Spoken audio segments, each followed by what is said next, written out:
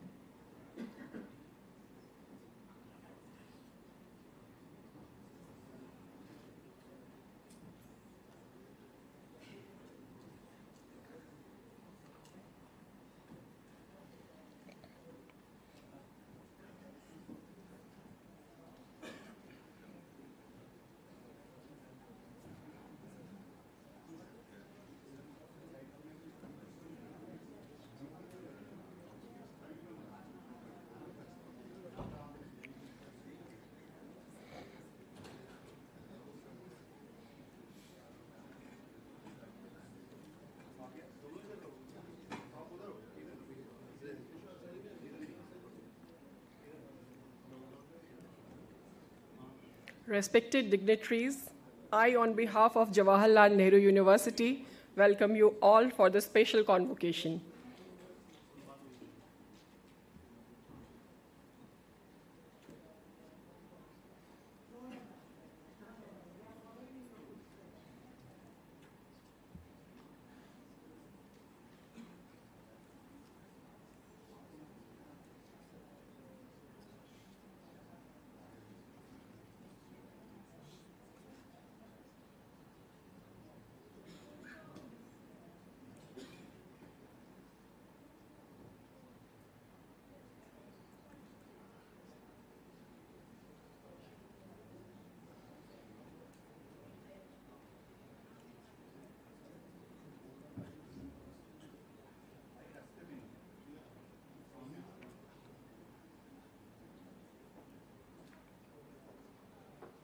Once again, I request everyone, as our Excellency has arrived, kindly switch off your mobiles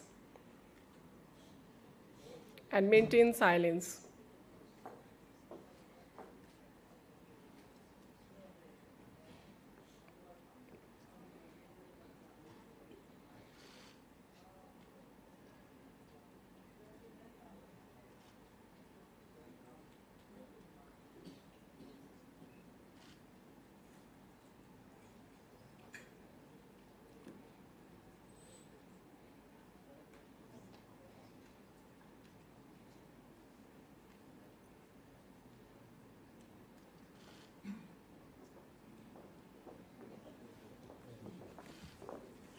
I request everyone for the standing ovation for Her Excellency.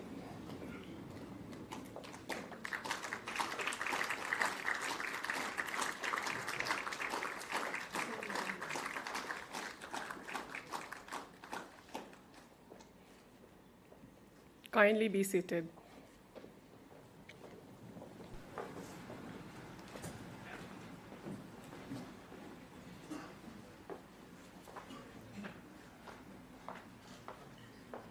Namaste. Good morning, ladies and gentlemen. We are congregated here today for a momentous occasion which will further strengthen the already established Indo-Tanzanian bilateral relations. We welcome you all to this special convocation ceremony of India's premier university, Jawaharlal Nehru University. Today, we have the privilege of conferring an honorary doctorate degree upon our distinguished guest, the first women president of Tanzania, Her Excellency Samia Suluhu Hassan.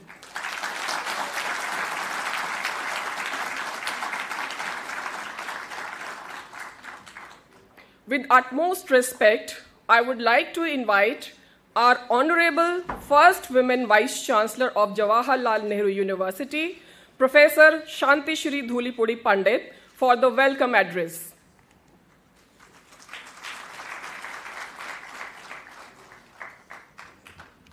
Namaste to all of you. Good morning.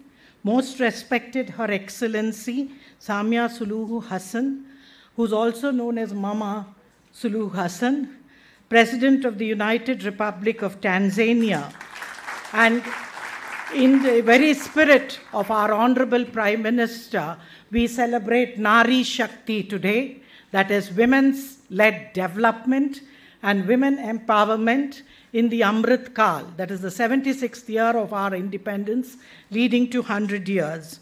Respected External Affairs Minister, Dr. S. Jaishankar, who is also an alumnus of this university, and we're extremely proud of you, sir, at the successful completion of the G20+1, where you made a master stroke of getting the African Union into the G20. Respected Education Minister Shri Dharmendra Pradhan, who has transformed the role of higher education institutions through his revolutionary National Education Policy 2020, because of which, Your Excellency, we thank you for hosting the first IIT campus abroad in Zanzibar, which also brings in the internationalization of Indian education. And let me tell you, Both IITs and JNU are public institutions funded by the government of India. So thank you, Minister, for being here today. I also welcome our respected Chancellor, Ambassador Kanwal Sibal, a seasoned diplomat and the former Foreign Secretary and Ambassador to several countries.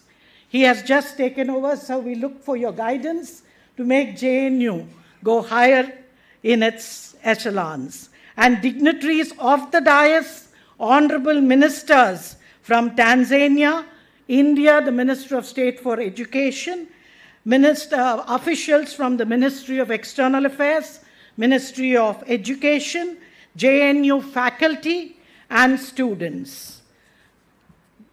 Tiruvalluvar said the root of peace rests upon the walls of understanding. So today, Jawaharlal Nehru University is extremely happy to honor Her Excellency, the President of Tanzania. 1985, when I was a student, your father of the nation, Julius Nyerere, was also given an honorary doctorate by the Jawaharlal Nehru University. And a great friend of India as well, and JNU is extremely proud of that. Let me tell the Honorable President that Jawaharlal Nehru University is one of India's topmost university, as well as one of the topmost in international rankings.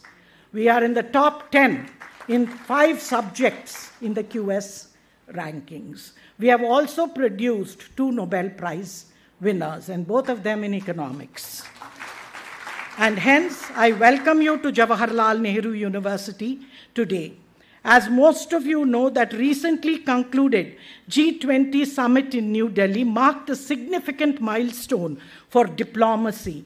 The New Delhi declaration that emerged from this summit is a testament of India's exceptional ability to table ideas, shape global issues, bridge divides, and forge a consensus. At the heart of the summit was India's unwavering commitment for the promotion of an inclusive and equitable approach to highlight the interests of the global South, which also includes Africa. The most notable is, as I've already told you, the inclusion of the African continent, because India acknowledges the pivotal role of the African continent in shaping the agenda on international problems. In moving forward, the accomplishment of the summit will serve as a beacon of hope and inspiration for the international community, reminding us of the power of collaboration in addressing our shared global challenges in an extremely divided world. And it also had the motto of Vasudhaiva Kutumbakam, which means one earth, one family, one future. So we are a family. We have a common future. Education is one that has also become a part of this endeavor of the vision and mission of our revolutionary Prime Minister Modi. The motto of excellence with empathy, equality with equity, inclusion with integrity and innovation is even more relevant today. The goal of becoming a Vishwa Guru, a leader in the knowledge society, requires transformational reforms in education.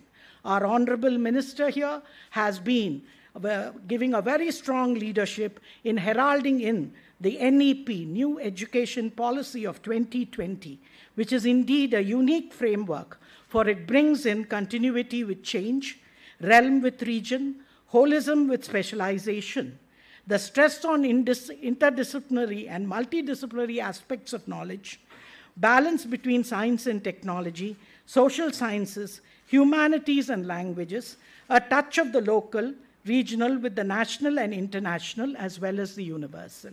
Madam, we are proud that you are also a product of Indian education. You're training in Hyderabad, and extremely proud that Indian education is contributing to global integrity and being of one family. I would also like to only say that JNU also has a Center for African Studies, which began in 1969 as a special center, and in 2009, it became a specialized center where we study issues related to Africa politics and governance, and we also have Ministry of External Affairs has established the Nelson Mandela Chair in Jawaharlal Nehru University, where we invite African academics to come and be part of our staff and faculty to take lectures for a semester or two. And hence, I would like to once again, Madam, welcome you this morning, only by telling you that JNU celebrates 7 Ds, which is a part of our also civilizational values, and that is democracy, difference, debate, dialogue, deliberation, dissent, and development.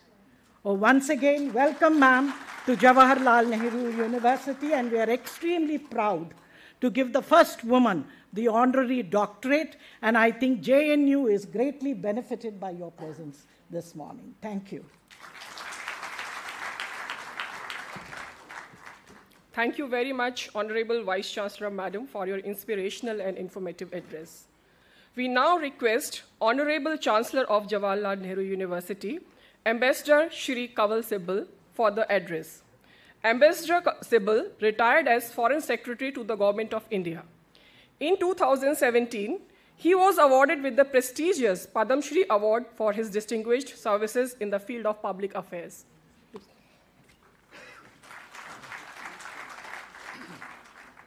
Honorable President of Tanzania, honorable ministers on the podium, honorable Vice Chancellor.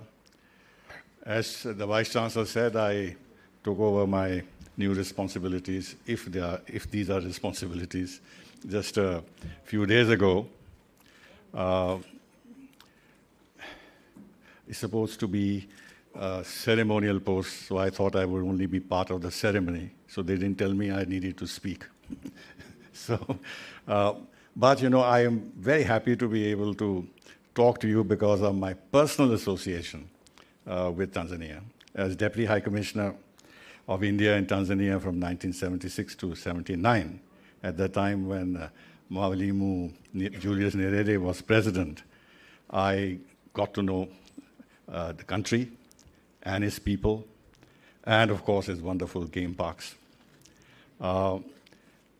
One of the people I met and cultivated and got to know rather well was Mr. Ben Makapa when he was in the Daily News. And later, when I followed the career a little bit, he became the president of your country. I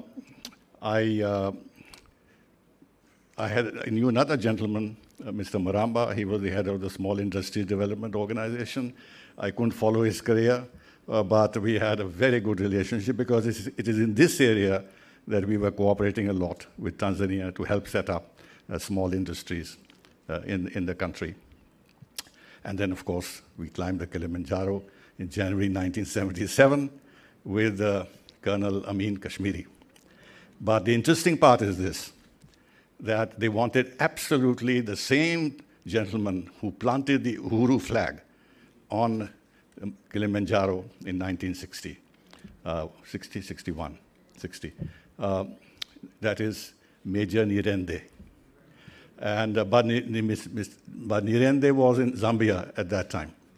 And he was drinking a lot of beer, so he was not as fit as he was when he first climbed the Kilimanjaro. So we went up. In the last stretch, the people around wanted to make absolutely sure that he reached the top. So they physically carried him in the last few meters to the top. But it was a wonderful experience. And of course, the remarkable game parks that you have, whether it's in Ngorongoro, or it is Serengeti, or Manyara, where the lions sit on the trees, what have you. It was, and then, of course, there's a personal touch. My son was born there, in Muhimbili Hospital. And so I have very strong emotional connections, political connections, in the sense of great regard for this country. At that time, of course, President Nyerere and his whole concept of Ujamaa villages and everything else, in order to have grassroots development in the country, I think a little bit akin to Mahatma Gandhi's own idea that you must develop the rural countryside and the villages so they become self-sufficient. And that's the path to development rather than industrialization and this and that. That was not very popular in Africa at that time. The World Bank was not interested in helping the Ujamaa concept. They wanted to build up Kenya as an alternative model. Anyway, our foreign minister visited at that time. Mr. Jumbe was the vice president, and he was the president of Zanzibar. So we went across, and he gave a big trunk full of cloves to our foreign minister. And I got a packet. And my mother said that these are the best cloves that she's ever come across. You produce the best cloves in the world. Now, on a more serious note, as you know, we have always paid tremendous attention to Africa. Always, always. The legacy of Mahatma Gandhi, but not only that. I think now there is now widespread acceptance that Africa is the new continent. People don't have a proper idea of the development that is taking place in various parts of Africa. So there's tremendous potential there, and the whole approach to Africa by the rest of the world community has to change.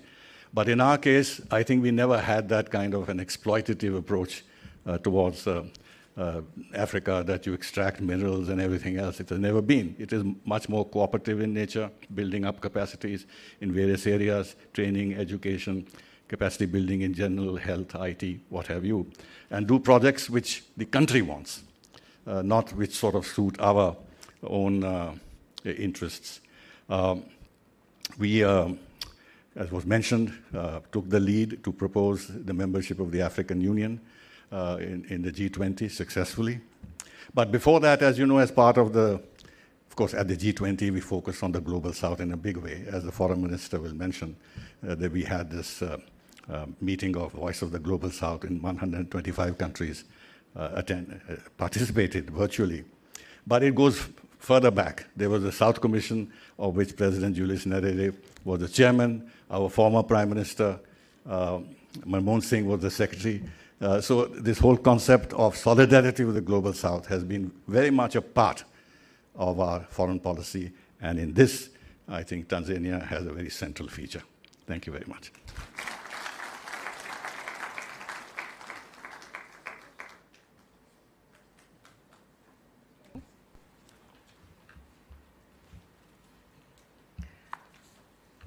Hello. Thank you so much, sir, for highlighting the emotional connection with the Republic of Tanzania. We are sure that this will help us to build cultural connection with the Republic of Tanzania in future. We now request Honorable Minister of Education, who is also the Honorable Minister of Skill Development and Entrepreneurship, Shri Dharmendra Pradhan Ji, to deliver his address. Honorable Minister has also held the portfolios of State, Independent Charge for the Ministry of Petroleum and Natural Gas, and Ministry of Steel.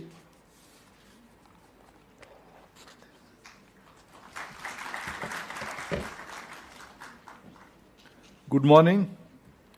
Your Excellency, Dr. Samia Suluhu Hassan, President of United Republic of Tanzania, distinguished ministers and member of delegation of Tanzania, External Affairs Minister of India, Sri Jaishankar Ji, Chancellor of JNU, Ambassador Kanwal Shibbal Ji, Vice Chancellor of JNU, Srimati Shanti Sri Pandit Ji, esteemed members of the diplomatic community from various African nations present here, senior officials from Government of India, representative head of academic institution and think tanks, faculty members, my dear students. I would like to extend a warm welcome to Your Excellency, President Samia Suluhu Hassan and the dignitaries accompanying her. It is my profound honor and privilege to be here today on the occasion of the conferment of the honorary doctorate on the first female President of Tanzania. Your maiden state visit to India, Excellency, is historic and will contribute to the further consolidating the long-standing friendly ties between India and Tanzania. Today, the leadership provided by you and Prime Minister Narendra Modi ji guides India-Tanzania relations to greater heights. Tanzania is a key African partner of India. We count on your support to amplify the concern and the aspirations of the global South on the international stage, especially in the field of education and human resource development. Both our nations have youthful demographics and face similar challenges, primarily delivering skill-focused, market-aligned higher education. We therefore need to collaborate more. Excellency, India has a vibrant higher education ecosystem with 55,000 higher education institutions, 42 million students, and 1.6 million teachers shaping the future of our nation through their shared pursuit of excellence. To further strengthen this pursuit, India is implementing an aspirational National Education Policy 2020, which has brought to transformative reforms in our educational ecosystem. Built on the foundational pillar of access, equity, quality, affordability, and accountability, it aspires to create responsible global citizens. We have brought in reforms in improve the quality of higher education by promoting multidisciplinary and flexibility through multiple entry and multiple exit. We have made great strides in creating digital public infrastructure in education system. Through multimodal delivery of education, we have democratized access to knowledge and reached more people in remote areas. We are revolutionizing vocational education by creating framework and infrastructures for seamless integration of school, skill and higher education and promoting industry-academia linkage. We have been actively sharing our knowledge and expertise in capacity building and higher education with fellow development partners in Africa in the spirit of South-South cooperation. Recently, we witnessed the joyous moment of welcoming the African Union as a permanent member of G20 under India's presidency. I am confident that this will further strengthen the G20 and the voice of Global South. Every year, a number of foreign students come to India for their education in India university and colleges. We are happy that many Tanzanian students prefer to come to India for higher education. We have recently revamped our Study in India portal to ease the admission and visa process for foreign students coming to India. India boasts of a large number of educational institutions of excellence such as Indian Institute of Technology, Indian Institute of Management, and National Institute of Technology, among others. I am happy that the first offshore campus of any IIT is being set up in Zanzibar. I am told that the IIT Madras Zanzibar campus is scheduled to be inaugurated by early next month. Excellency, this institute will prove to be a milestone in educational cooperation between our great nations and continents by providing students from Tanzania, other African countries with access to world-class engineering and technology education. This will help in nation building and will drive economic growth, technology, development and research and innovation in Africa. In this regard, I must sincerely express my gratitude to you and Government of Tanzania for hosting the campus. Guided by our National Education Policy 2020, India is actively contributing to deepen cooperation with our development partners in Africa. We strive to work with you hand in hand to equip our youth with 21st century education skills to prepare them for the future. We are encouraging our base skill development institutions to go to Tanzania and other African countries. Excellency, I would also be coming to Tanzania for this pivotal role in promoting the education agenda domestically and regionally through its national strategy for growth and poverty reduction. The successful implementation of primary and school education development programs and the successful hosting of African Human Capital Heads of State Summit, among other accomplishments. Under your leadership, I am confident cooperation between India and Tanzania in the field of education and development of human capital as well as the people-to-people ties will continue to intensify. Madam President, let me compete with our Chancellor, Ambassador Sibal. He fondly recollect his memory of Tanzania's period.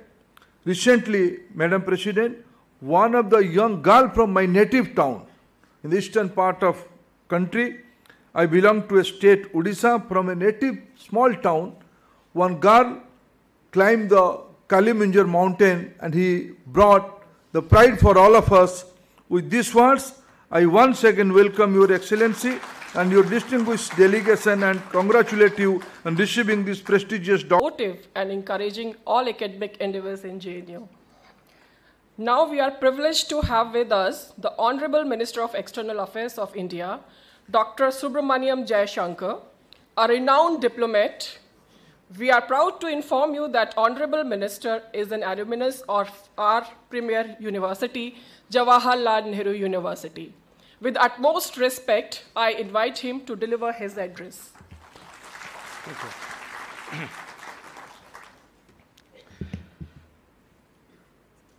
Your Excellency, President Samia Suluhu Hassan, esteemed ministers from Tanzania, my cabinet colleague, Shri Dharmendra Pradhanji, Honorable Chancellor, Shri Ambassador Kamal Sibalji, Vice Chancellor, Dr. Santishri Dhulupudi Pandit, Excellencies, dignitaries, ladies, gentlemen, students. Namaskar, Havari, good morning. It is a matter of great pride for us to confer the honorary doctorate on President Samia Suluhu Hassan today from the Jawaharlal Nehru University. I take particular satisfaction in this as an alumnus of this university. Honorable President is no stranger to India and has personally experienced the capabilities of Indian institutions. Though it is our first chance to welcome her as the President of Tanzania, we greet her as an old friend. By honoring her with an educational conferment, we not only recognize her long association with India, but highlight this particular aspect of our relationship. Education and capacity building are important facets of our bilateral ties. Over 5,000 Tanzanian nationals have been trained in educational institutions in India under our ITEC program. India also plays host to several Tanzanian students who study in India. And in our universities, young minds brim with confidence as they shape India's future through their startups, inventions, and innovations. They carry a profound sense of responsibility and duty towards our collective future, and I'm sure that their Tanzanian fellow students certainly benefit from that. Taking this link further from our side, Tanzania is, as you have all heard, the preferred destination to set up the first overseas campus of the Indian Institute of Technology in Zanzibar. Classes for the first batch are scheduled to begin this month.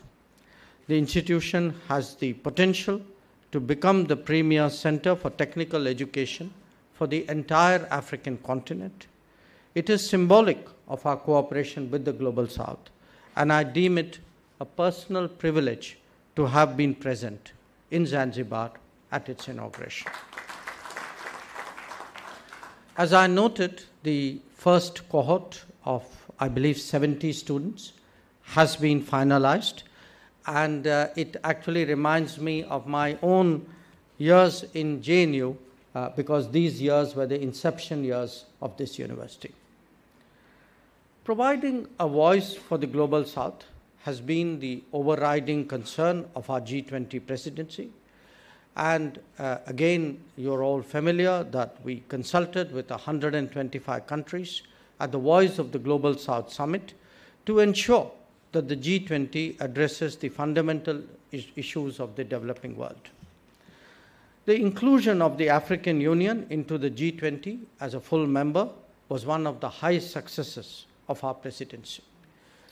But I would like to take this occasion to underline that the rise of Africa is, we believe, central to global rebalancing. Our support for that process is therefore unstinted. Most of our embassies, I should share with you, most of our embassies that we have opened in the last decade are in that continent. I should also add that the visit by the Honorable President Samia Suluhu Hassan is the first visit from Africa after the inclusion of the AU into the G20, and we recognize that significance as well. So, ladies and gentlemen, India and Tanzania enjoy traditionally close and friendly relations marked by sound political understanding, regular high-level visits, diversified economic engagement, and strong people-to-people contacts. Our trade relations with Tanzania date back several centuries when traders from the western coast of India first traveled to East Africa along the maritime route for trade and commerce.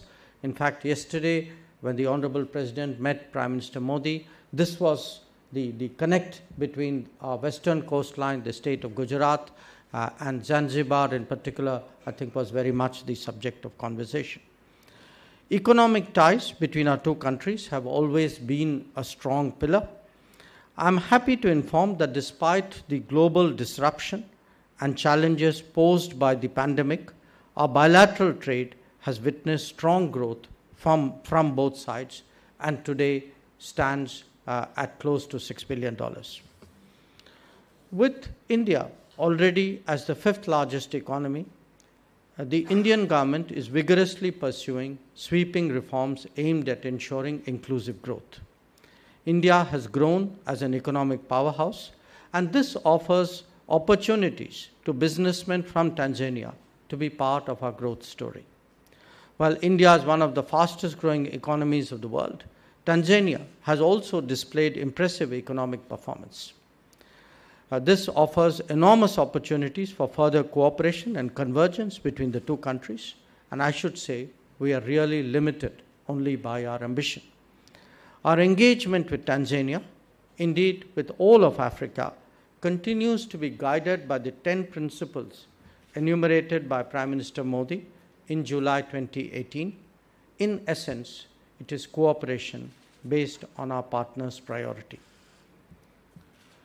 In the contemporary era, the center of gravity is now moving towards the Indo-Pacific, and that also encompasses the east coast of Africa. Guided by our SAGA policy, we engage Tanzania as a littoral neighbor. Our cooperation can make a notable contribution to maintaining peace, prosperity, and security, and ensure secure, free, and open shipping lanes in the Indian Ocean. So, friends, real partnerships are driven by exchanges of experience which identify and constantly refresh collaborative opportunities. Those who are a living bridge in this regard hold a particular value for our ties. In the person of the Honorable President Samia Suluhu Hassan, we have today amidst us exactly such an inspiration. This conferment, I'm very confident, is a message that relations between our two countries will continue to further grow and prosper in the times to come.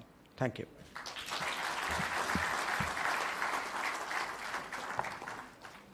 Thank you very much, sir, for sharing your wisdom on bilateral relations of India and Republic of Tanzania, and also for your experience with us today. Thank you so much, sir. We have now reached the momentous part of our ceremony, the conferment of the honoris causa upon our highly revered, esteemed guest, Her Excellency Samia Suluhu Hassan, the first woman president of the United Republic of Tanzania. Now I invite the first women vice chancellor of Jawaharlal Nehru University, Professor Pandit, for the conferment ceremony. By virtue of the authority vested in me as the Vice Chancellor of Jawaharlal Nehru University, it is my privilege to confer the honorary doctorate, honoris causa, on Her Excellency, the President of the United Republic of Tanzania, Samia Suluhu Hassan. From now, Dr. Samia Suluhu Hassan for Indo-Tanzanian relations and India-Africa relations and for Nari Shakti.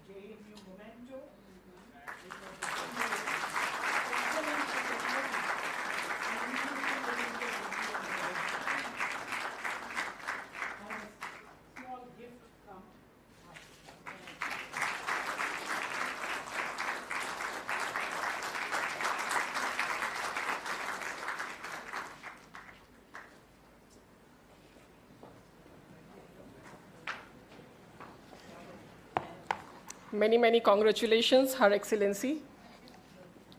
Ladies and gentlemen, we now humbly invite Her Excellency, Dr. Samia Suluhu Hassan, President of the United Republic of Tanzania, to kindly come and grace us with her words of wisdom.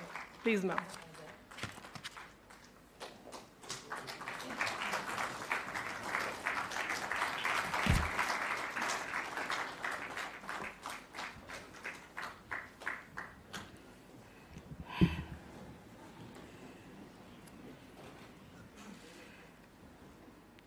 Honorable Minister of Foreign Affairs, Dr.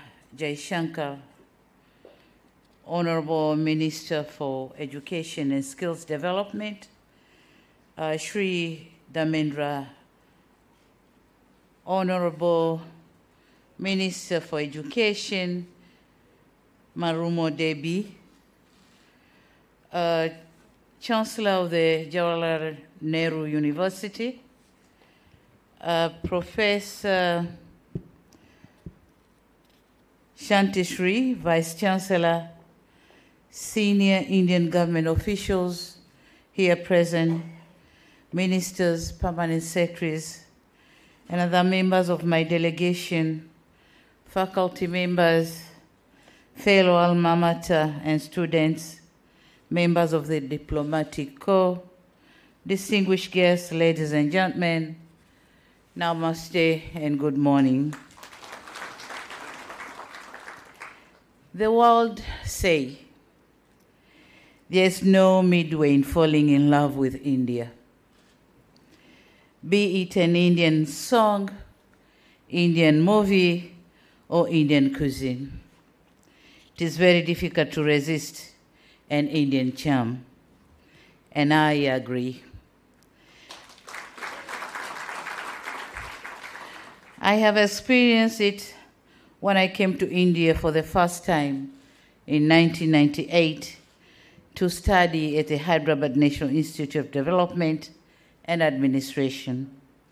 The memories were still vivid, and I can attest further for the colorful reception I received during this visit as a president of my beloved country.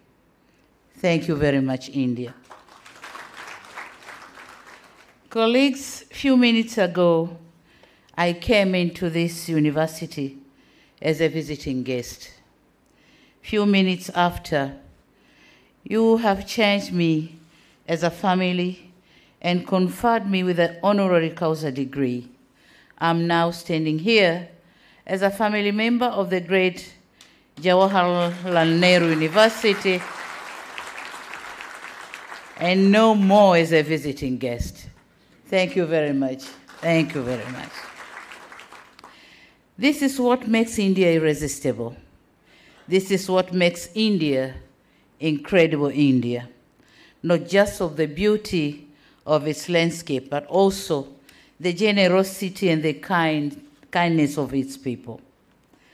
I'm humbled that my new family boasts of illustrious members, including the current Minister for External Affairs, Honorable Dr. Jaishankar, and the current Finance Minister, the Honorable Nirmal Sitaraman, who both graduated here.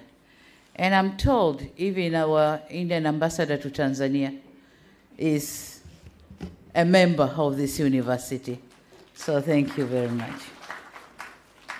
Mr. Chancellor, Right Honorable ladies and gentlemen, my heart is brimming with gratitude and my soul is humbled by the profound recognition bestowed upon me by this great university. Receiving an honorary doctorate is an extraordinary privilege that I accept with great pride and humility. I extend my heartfelt appreciation to Jawaharlal Nehru University for deeming me worthy of honoris causa. This honorary causa degree will forever be etched in my history as the first to be awarded to me by a foreign country. Definitely, I've got one. I've got one from the University of Dar es Salaam, but this is the first one to be conferred by the foreign university. Thank you very much. Thank you for decorating and adding color to my history. Thank you for the kind words you spoke about me and the reason behind conferring me with this honor. For a moment, as the citation was being read, I paused and reminisced and appreciate the long and laborious journey I have endured, the heavy weight I have lifted, and the remarkable contribution I've made to my country so far. Rarely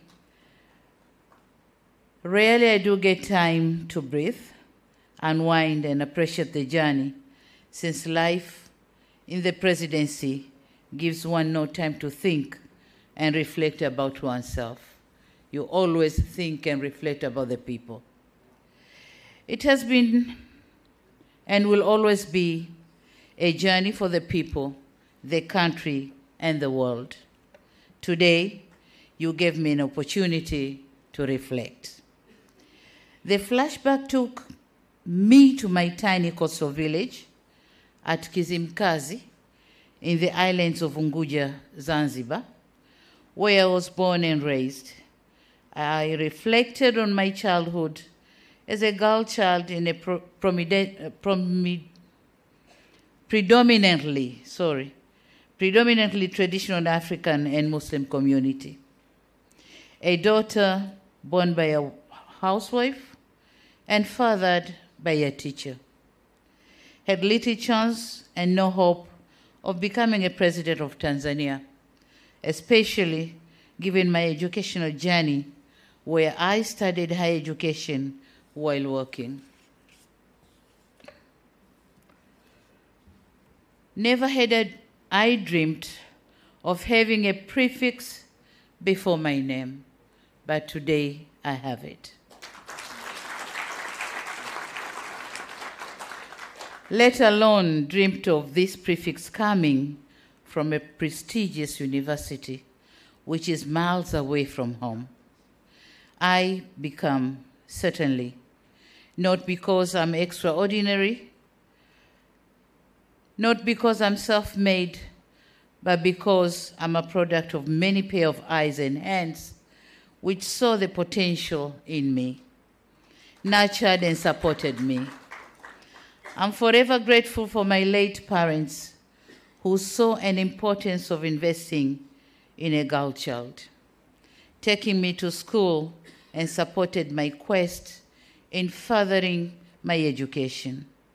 To my family, who supported me throughout in my career, who tolerated my absence in their lives and allowed me to pursue further studies in a political career.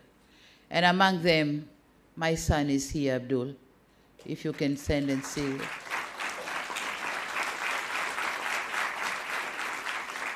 This is the third born. There is a brother and a sister on top of him. not least to my friends, mentors, and the entire support system. To all of you, I say thank you very much. This award also goes to the leaders and members of my party, the Chama cha Mapinduzi CCM, which entrusted me with many roles and opportunities, including being the presidential running mate and later the chair of the party and the president of the United Republic of Tanzania. It also goes to Tanzanians who gave me the honor of being their president and lent me their trust and overwhelming support. But in particular, this award I dedicate it to the Tanzanian girl child who live in the remote parts of the country. I want them to know that with hard work and commitment, all glass ceilings can be torn down. I'm acutely aware that whatever I achieve as a leader of my country is partly because I'm standing on the broad shoulders of my brothers, my predecessors, who have dedicated their lives into making the institution of presidency into what I have inherited. Their legacy is woven into the very fabric of this institution, and it is with profound reverence that I accept this honor also in their names.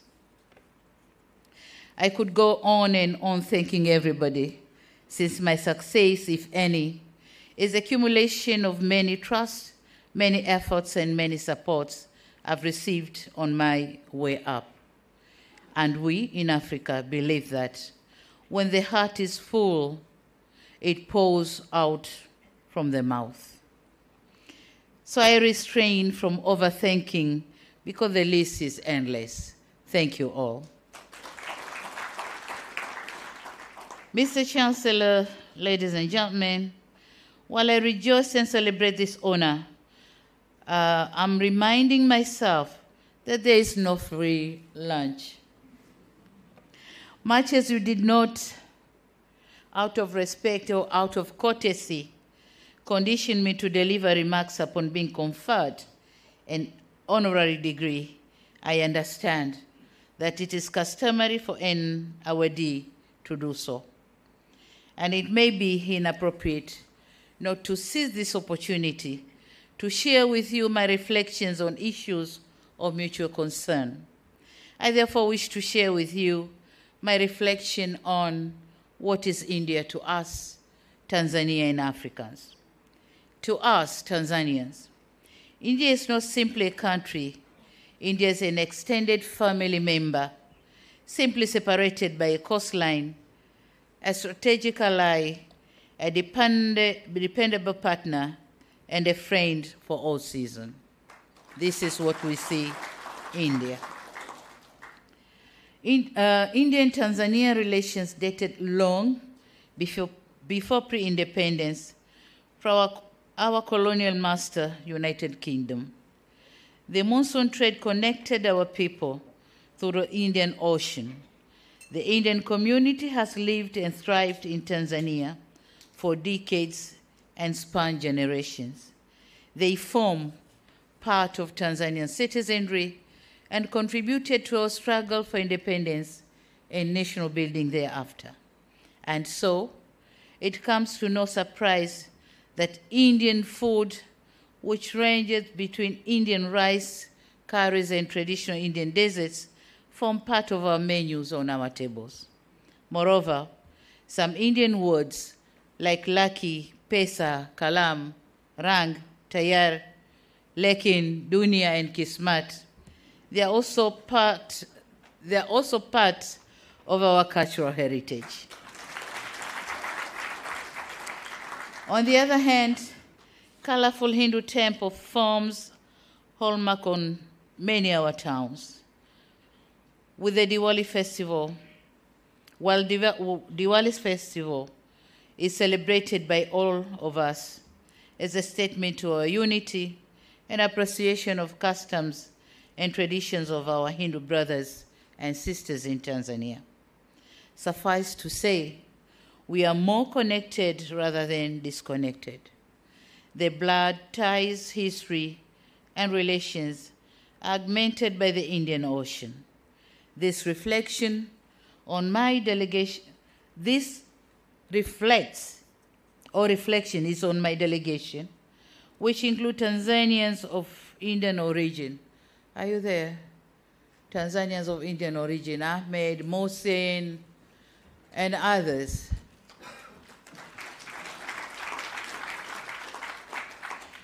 They are Tanzanians, not Indians. This is what I meant when I said India is our extended family. So here are two, but we have many of them. And some of them, they haven't even traveled to India. They were born in Tanzania and they die in Tanzania. So you could see the level of the connection we have between Tanzania and India. Traces of our connectedness are also evident in trade. India is our fourth largest trading partner.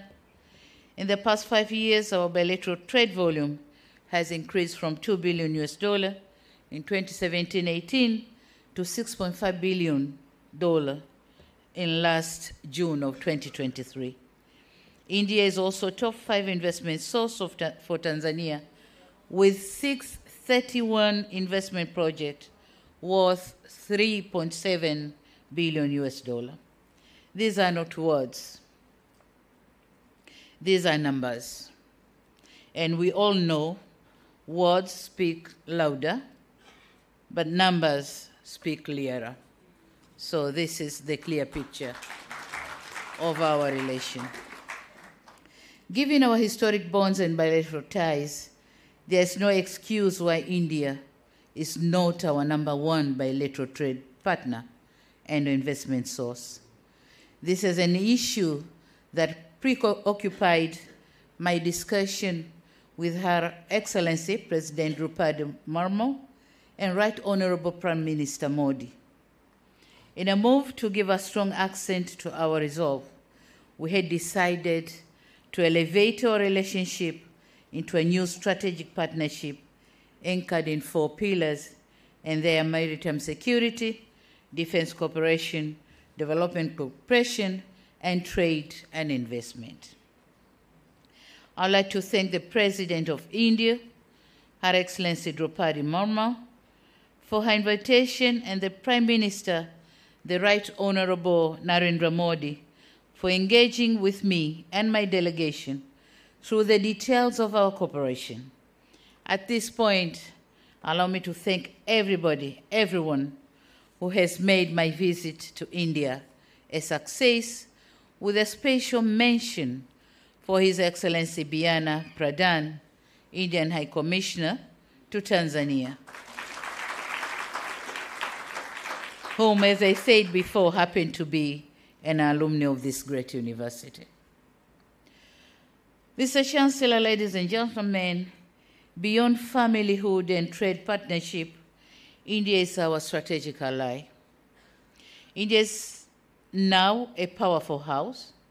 It possesses needed soft and hard powers enough to shape the outcomes, influence change, and able to raise a voice to be heard in the lobbying corridors and rooms where world decisions are made and our fate as developing country is decided.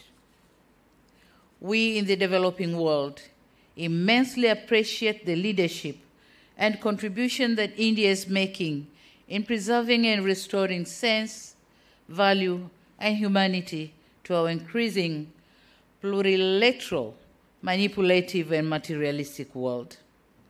India is our formidable member, in the non-aligned movement, the Commonwealth, and Group 77 in the United Nations, continues to be our voice and mouthpiece in avenues where we don't have seat. We trust India's leadership, not because of its sheer size and economy, but because of its historic contribution and moral standing. India has remained truthful and loyal to the cause of the Global South and the developing countries in general. We appreciate the fact that you have continued to uphold the importance of multilateralism and valuing society over market. That means they value people over profit.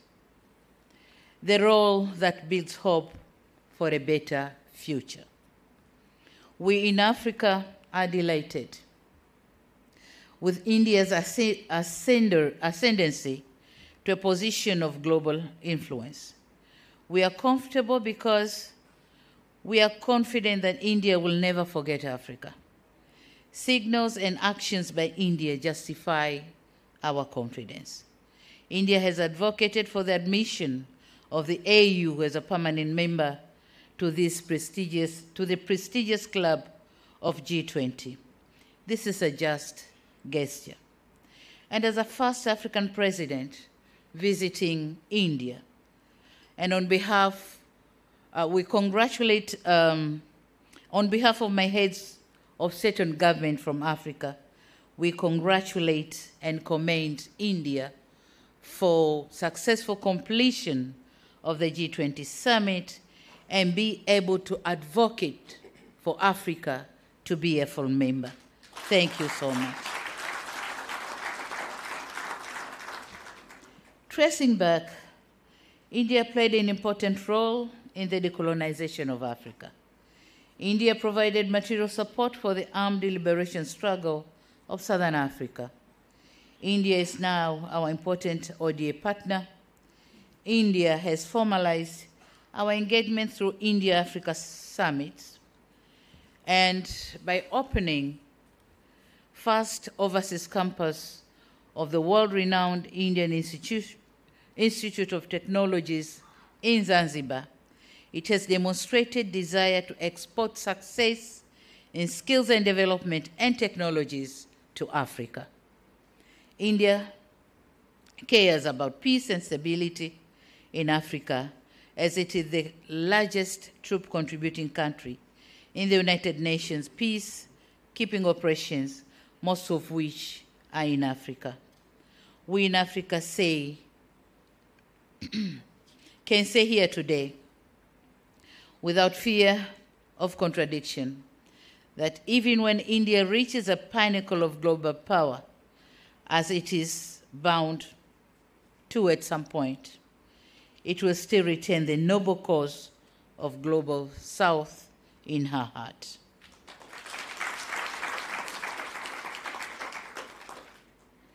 This is what, at the very least, we expect of India, that India, whenever it goes, whatever point of achievement reaches, it will still have Africa and the Global South in her heart.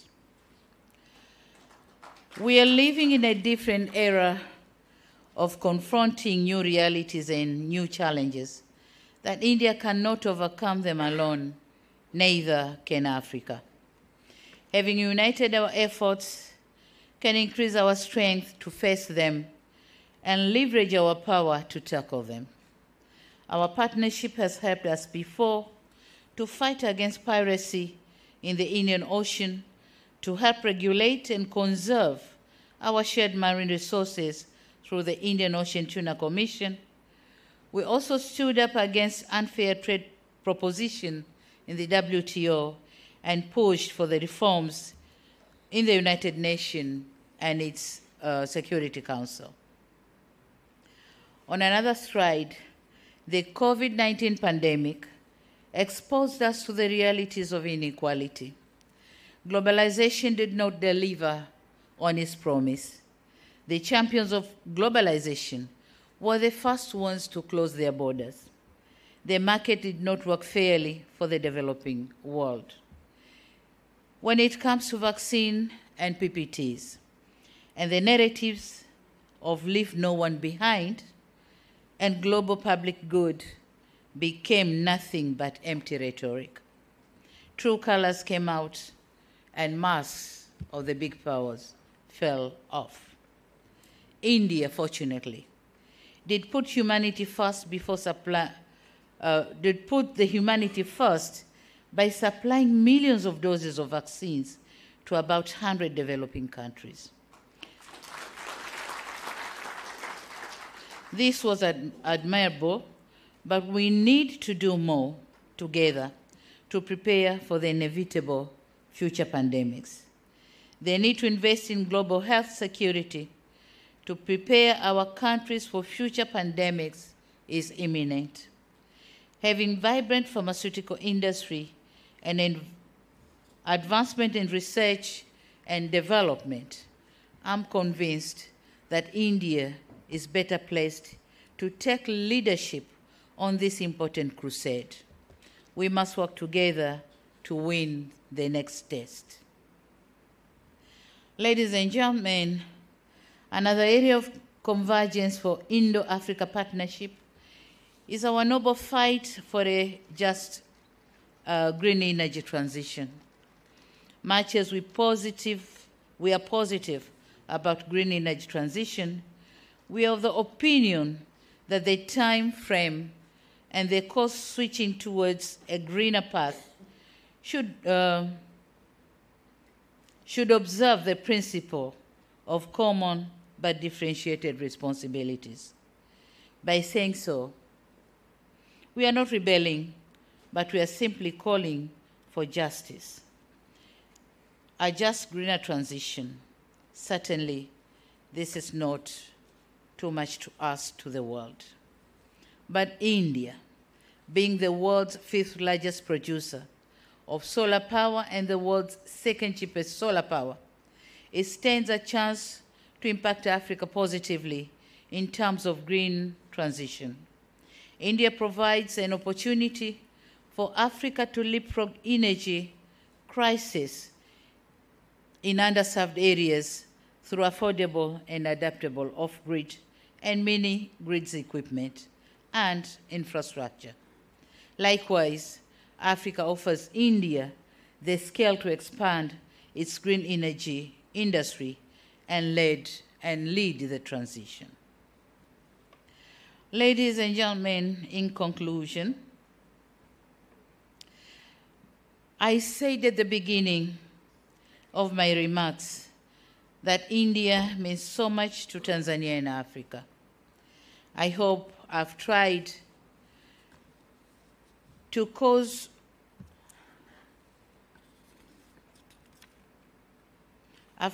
the course of my delivery to shed light on what India means to us as extended family, a strategic ally, and a reliable partner.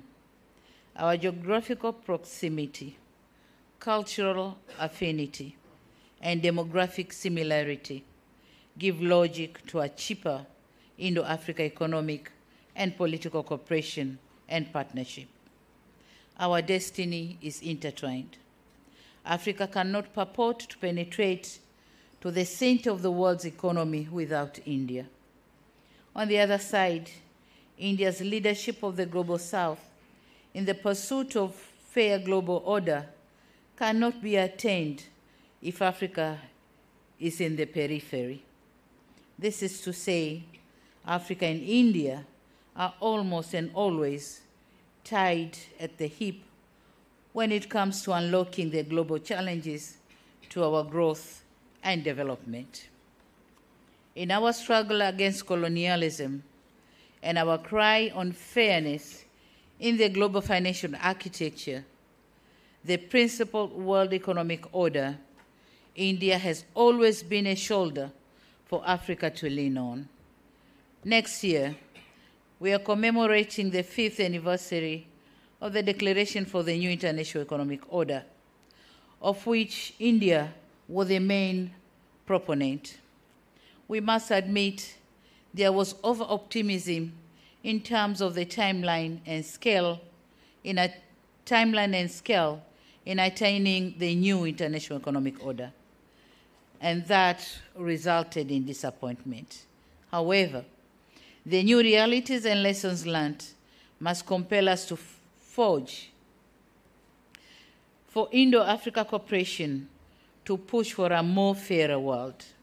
Together, we can be a formidable voice and a force to be reckoned with.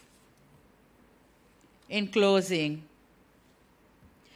I extend my deepest gratitude once again to this esteemed institution for the privilege of receiving this honorary doctorate. Thank you very much. I accept it not as a culmination of my efforts, but as a reaffirmation of the boundless potential that hard work, dedication, and selflessness holds for us all. Let us move forward with a renewed commitment to harness the transformative power of cooperation, and in doing so, let us forge a future that is marked by unity, understanding, and the steadfast dedication to the betterment of the humanity. This honor comes with responsibilities and expectations. It is a call to action, a call to leverage the privilege that it confers to the betterment of our world. It is a call to use our knowledge, our skills, and our resources to effective positive change, to advocate for those whose voices have been marginalized, and to champion causes that resonate with the values we hold dear. As I stand here today, I'm mindful of the profound interconnectedness of all human beings. We are bound by a common purpose, a shared destiny, and a collective responsibility to leave this world better than we found it. Together, we have the capacity to shape a legacy of compassion, empathy, and progress that will endure generations to come. Thank you very much for your kind attention. Thank you very much.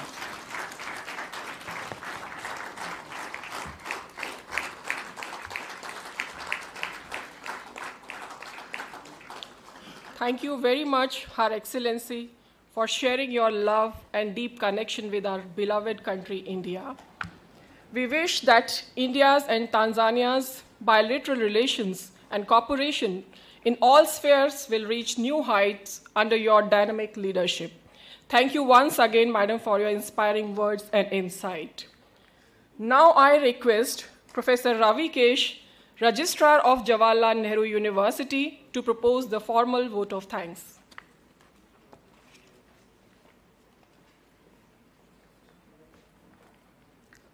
Honorable Her Excellency Dr. Samia Suluhu Hassan, President of the United Republic of Tanzania, Honorable Dr. S. Jaishankarji, Minister of External Affairs, Honorable Sri Dharmendra Pradhanji, Minister for Educational and Skill Development and Entrepreneurship, Srimati Annapurna Deviji, Honorable Minister of State, JNU Vice Chancellor Ambassador Kamal Sibbalji, JNU Vice Chancellor Professor Santisri Dhulipudi Pandit Ma'am, distinguished guests, respected colleagues, and dear students, Namaste.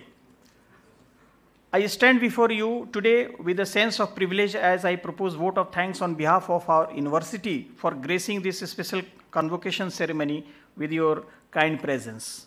First and foremost, on behalf of JNU community, I would like to thank our chief guest, Honorable Her Excellency Dr. Samia Suluhu Hassan, for gracing today's event with her benign presence and sharing her illuminating speech.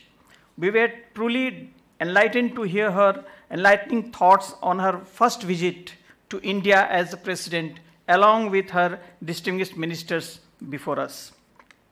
It was truly a proud moment for us to see first woman vice chancellor of our university felicitating a first woman president of Tanzania with the honorary doctorate in the august presence of many illuminating figures of Tanzania and India today. I would like to thank our deepest gratitude to our Honorable Dr. S. Jaishankarji, an alumnus of our premier institution, and Honorable Minister of External Affairs for your unwavering support, guidance, and leadership, under which India and Tanzania is on the right path to attaining new heights. Your vision and dedication have been the driving force behind organizing this event successfully.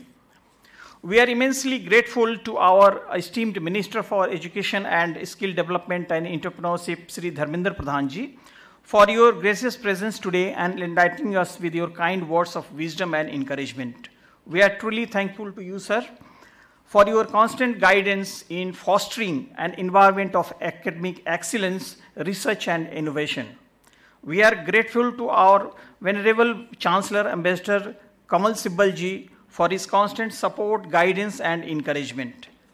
I must also thank our Vice Chancellor Professor Santisri Dhulipadi Pandit Ma'am for her initiative, guidance, and constant encouragement in organizing this special convocation successfully. I must thank all the dignitaries and heads of various government organizations and think tanks who have graced today's special occasion and encouraged us.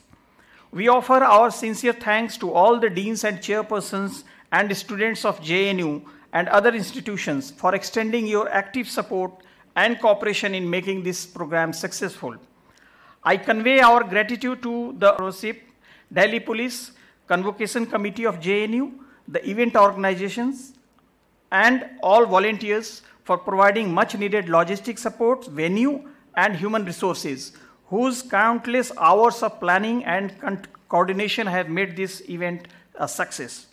Last but not the least, a special thanks to all the students who have joined us today in online mode and offline mode to witness this special event. Once again, thank you all for being part of this momentous occasion. Thank you.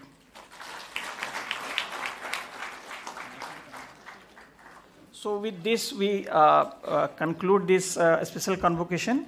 May I request all the dignitaries here to join us for high tea.